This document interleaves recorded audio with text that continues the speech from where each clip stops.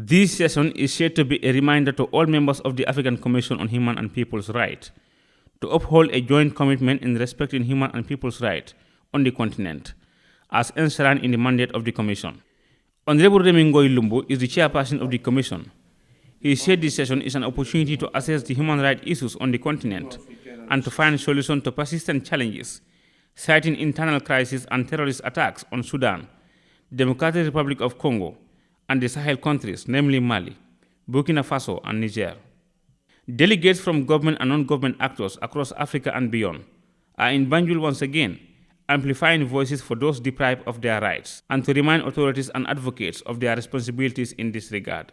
The situation of human rights in the Sudan continues to be a cause for concern. The continued clashes between the two parties remain high on the agenda of the forum and on many other agendas. Deep concern was raised about the human rights abuses in that country in the face of the ongoing exodus to neighboring countries.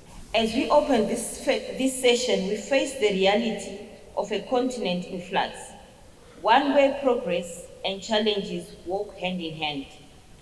In the past year, we have seen inspiring advancements in democratic governance, but we are also confronted with grave setbacks in human rights. Human rights violations emanating from political and security crises and the need to fight corruption and inequality on the continent are high on the agenda. The European Union is partnering with the African Union in this endeavor.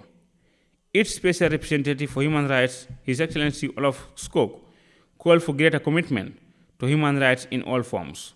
We are steadfast in our support for peace and an international order based on respect for established norms and legal obligations, and we see the African Union as an indispensable partner and ally in defending these universal principles. And that should include stronger efforts towards accountability. Conflicts lead to severe human rights violations, but let us not forget that it's usually the violations of human rights that lead to conflict in the first place. The Attorney General and Minister of Justice of the Gambia, Dawda Jallow, who declared the session officially opened, talked about the respect for human rights, anchored on good governance, democracy, and the rule of law. Respect for human rights is vital for democratic stability and development. Corruption, mismanagement, and political instability strive where human rights are ignored. And inequalities often stem from abuses such as gender discrimination and lack of access to basic services.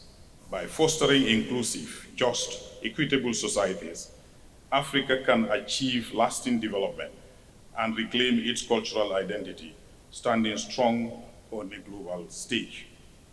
The Commission was established under the African Charter in 1987 in Addis Ababa, Ethiopia. Since then, many African countries have achieved tremendous human rights records. The Gambia is a perfect sample, where people can now speak their mind freely without watching over their shoulders. Ebrima Jallow, GRTS News.